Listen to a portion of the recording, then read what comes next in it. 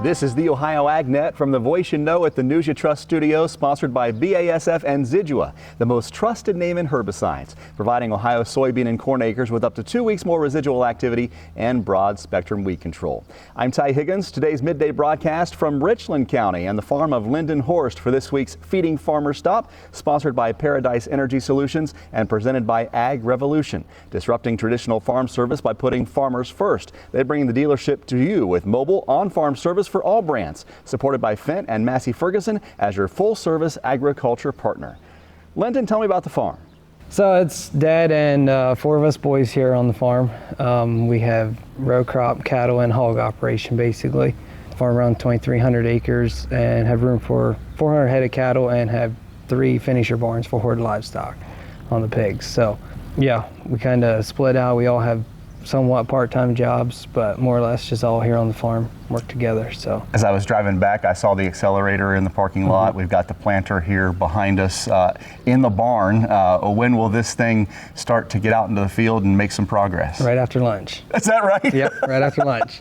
We have around 250 acres that's ready to go. So as soon as that's done, that's where I'm going. All right. Now, what was the deciding factor on that? I know soil temp is a big deal, but what has really kind of kept you out of the field here thus far? Soil moisture. We go somewhat by temp, but not that much. It's more the moisture. If it's dry, we work it. If it's dry, then we plant it, but we go more by moisture. Yep. So we're getting that crop in the ground.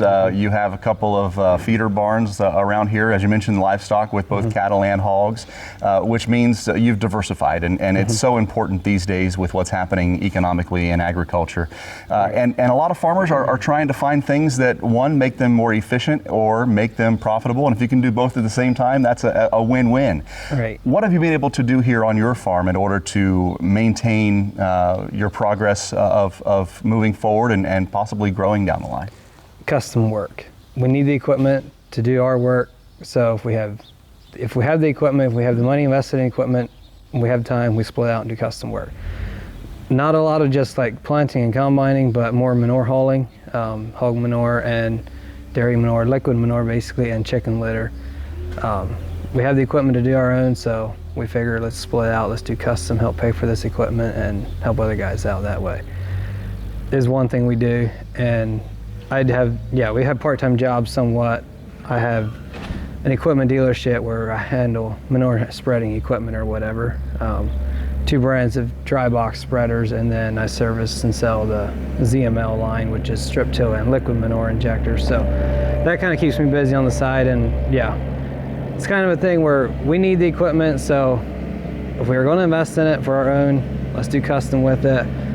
We can be a dealer of it too and sell and service some at the same time. Let's do that too. And so just kind of keep that all rolling with that. Mostly geared towards the manure handling. Lyndon Horst here in Shelby, Ohio, Richland County, our guest for week 1 of Feeding Farmers. Actually, I'm more his guest. And as soon as lunch is done, they're going to get this planter out in the field and get some things done. Really appreciate your time, and thanks for having us out today. Yep, nice meeting you. Let's get a check of the forecast, brought to you by Seed Consultants. Simply better performance, online at seedconsultants.com. Here's Ryan Martin. We're starting the day with some lingering showers down in southern parts of Ohio, but an old stagnant frontal boundary that's draped across central and northern locations, I think, lights up with some scattered showers and maybe a few thunderstorms this afternoon. So I think we have to keep showers in the forecast through a large part of the rest of the day. Drier tomorrow. I'm Ryan Martin. Ryan, thank you. We'll check the markets and analysis coming up next as the Ohio AgNet continues. Is it time to renew your Medicaid coverage? Don't miss out. When you renew your AmeriHealth Caritas Ohio benefits on time, you keep more than just your health care.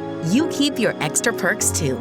That means doctor visits, dental, vision, plus extra benefits like school supply funds, baby essentials, rewards for health trivia games, and more.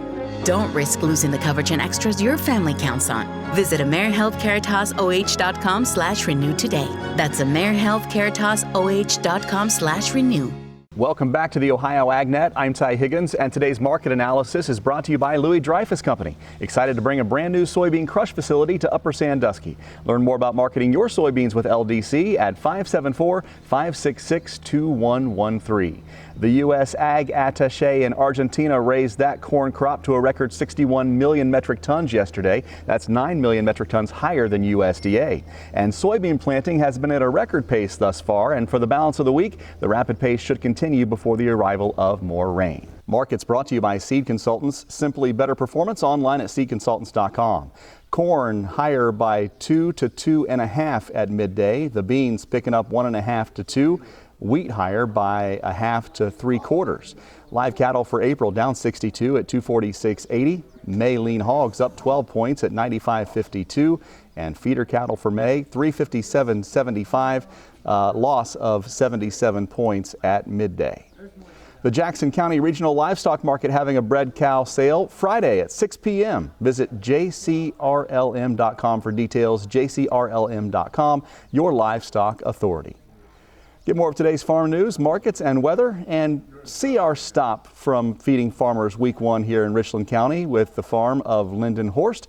Online now at ohioagnet.com. I'm Ty Higgins reporting. We'll see you down the road.